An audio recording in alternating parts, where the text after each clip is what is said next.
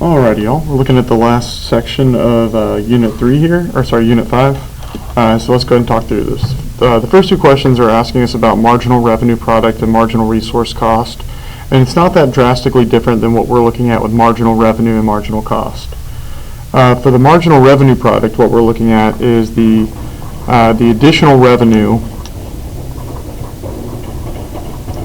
generated by an additional worker.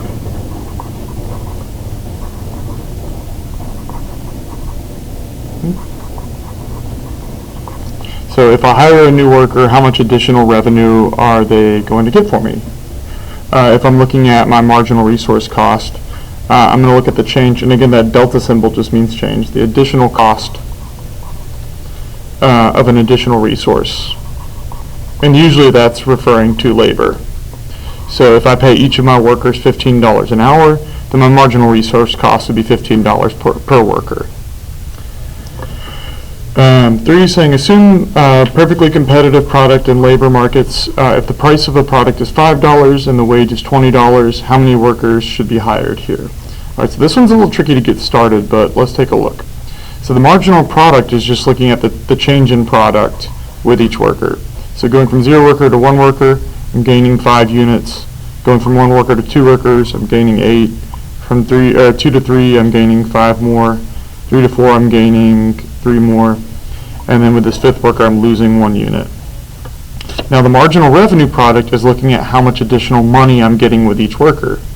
So if this first worker is making me 5 more units, and I can sell them for $5 a piece, like it says over here, then my marginal revenue product would be $25 for that first worker. Now the second worker is making me 8 more units. Give me 1 second. The second worker is making me 8 more units. Hey, how can I help you? Alright, so the second worker is making me 8 more units. If I could sell these for $5 a piece, then that second worker is making me $40 as the marginal revenue product. The third worker is making me 5 more, so they're going to make me another $25. So think of it as like the marginal revenue per person. The fourth worker is making me 3 more units, so they're making me an additional $15. The fifth worker is losing me 1 unit, so my marginal revenue product is negative there, -5. So it's asking us how many workers should be hired here. We've got our marginal revenue product. We need to figure out our marginal resource cost. We still use Mr. Mac like we did before. It's just now we're looking at the marginal revenue product, the money that we're making, and the marginal resource cost, the money that we're spending. So it's saying here that the wages for each worker is $20. So if I hire 1 worker, they're going to cost me $20. The second worker will cost me 20 more. Third worker is going to cost me 20 more. Each worker is going to cost me $20. So there's no point where marginal revenue product and marginal resource cost meet. So we go to the last point where the revenue is higher than the cost. So the second worker is making me 40 and losing me 20. The third worker is making me 25 and losing me 20.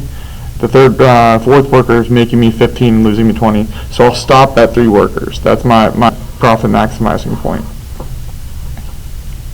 How many workers should be hired? 3. And if we're looking at the profit and the loss there, if we're looking at our total revenue, all right, I'm producing 18 units and I'm selling them for $5 a piece, like it said over here.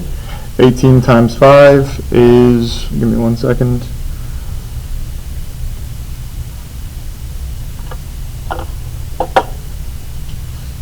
$90? Yep. So the total revenue is 90. The total cost, I've got 3 workers and I'm paying them $20 a piece, so the total cost is 60. So my profit then is going to be $30. And if we look at this profit maximizing point, it's more than I would make if I produced with 2 workers. With 2 workers, times $20 a piece would be $40. Total products 13 times 5 would be $65. So I'd be making $25 with two workers. With 4 workers times $20 a piece, that'd be $80. The revenue product 21 times 5 would be $105. So I'm making 105, I'm spending 80, so that would make me 25 as well. So 3 workers where I'm making $30, that's going to be my most profitable point. So assume that this firm develops a process that makes only their workers more productive. The wages will do what? So if we're looking back at like the supply and demand for labor, supply, demand, I've got wages over here and quantity on the x-axis. All right, so if these workers are more productive, the demand for these workers is going to go up, in which case their wages are going to go up and the quantity of them will go up as well. So wages will go up and the quantity will go up. So here it's asking us to draw a side-by-side graph, and this is going to look pretty familiar from the earlier units. We've got our demand for labor, I'm going to put DL, which goes downwards, because at a high wage, the quantity demanded from businesses is low. But as that wage goes down, businesses are willing to hire more. Our supply of labor goes up, because as wages go up, more and more people are willing to work. We've got our equilibrium wage here, and we've got our equilibrium quantity here. Now, if this is a perfectly competitive firm hiring, then they are going to be wage takers. So this would be our supply of labor, and this will be our marginal resource cost. So let's say we're calling this $10 an hour. What that would mean is whether I hire one worker, two workers, three workers, each additional worker is going to cost me another $10 an hour. All right, and then I've got my demand for labor, which is downward sloping. That's also our marginal revenue product. The idea behind this is at a higher wage, the quantity demanded for these workers is going to be lower, right? So the demand for labor is going to go down. The marginal revenue product, the idea is also, what is this worker earning us, right? If workers are earning us more, we're willing to pay them a higher wage. But as we hire more workers, eventually those workers are going to become less efficient, and so that marginal revenue product is going to go down as we're producing more. So those would be the same thing, the demand for labor, marginal revenue product, and then they meet in the middle here. So we've got our equilibrium quantity and then our equilibrium wage. Now these questions that go along with this, if the government set a binding minimum wage, will the marginal revenue product of the last worker hired increase, decrease, or stay the same? Let me see if I can find a different pen real quick for this one. All right, so for that minimum wage to be binding, it has to be above equilibrium because it prevents us from getting down to equilibrium. So let's call this $10 an hour. If we wanted minimum wage to be binding, it would have to be above that. Let's say $15 an hour. So if that happened, if we had a binding minimum wage, the marginal revenue product of that worker would be higher than the ones before it. And if you think about it this way, if I had a business and I paid my workers $10 an hour, but they raised minimum wage to $15, if I had to lay off workers, I'm going to lay off the least productive ones. So the marginal revenue product, the money made per worker, is going to go up. So if the government set a binding minimum wage, MRP of the last worker hired would increase. All right, for number 8, the least cost rule when combining resources. We probably can see this from the first unit again when we're looking at the utility maximizing rule. We want the marginal utility per dollar of one good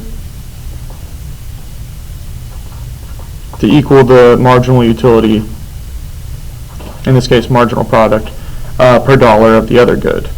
So what I like to think about with this is, like, let's say I'm looking at labor, like workers, and capital, the tools that they're using. Ideally, I want to find the right mix. If I have a restaurant and I'm looking at buying ovens and hiring chefs, I don't need 10 ovens and no chefs. I don't need 10 chefs and no ovens. I need the best combination that I can get between those.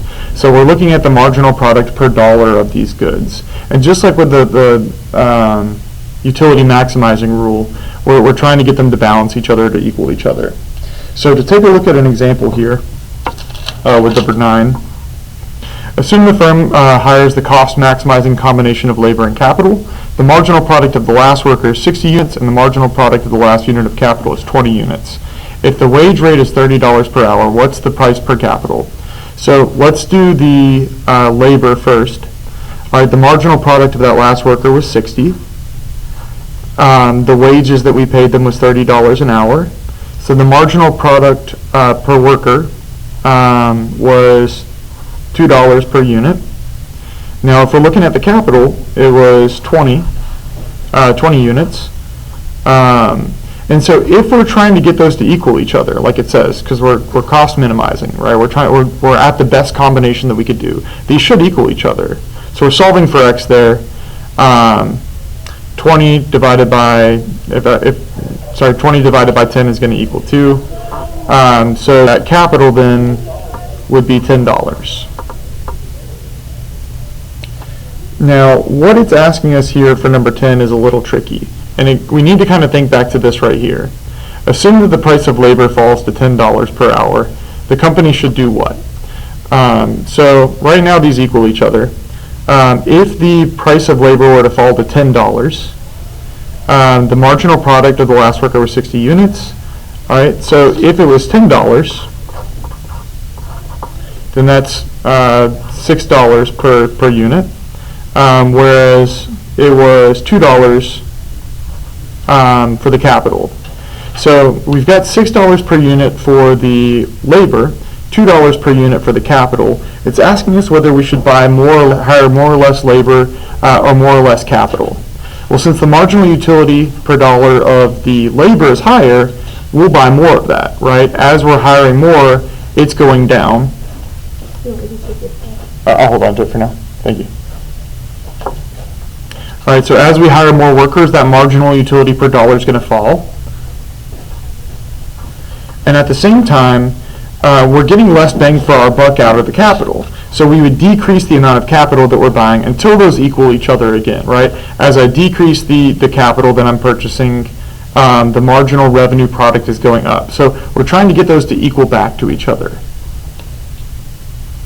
And the last thing this section is asking us to do is to draw a monopsony, which, just as a reminder, a monopoly is when one business controls a product market, like that Daraprim drug or De Beers Diamonds. A monopsony is when a business, there's only one business that does what they do. Like if you're looking at small towns with hospitals, right? If I'm a nurse that lives in Kingsland, there's only one option for me where I don't have to drive an hour, and that's to work at the Camden Hospital.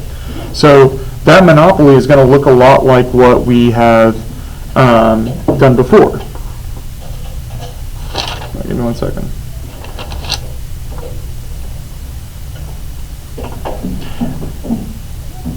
All right, so let me pause this and finish it up in just a second. Sorry, guys.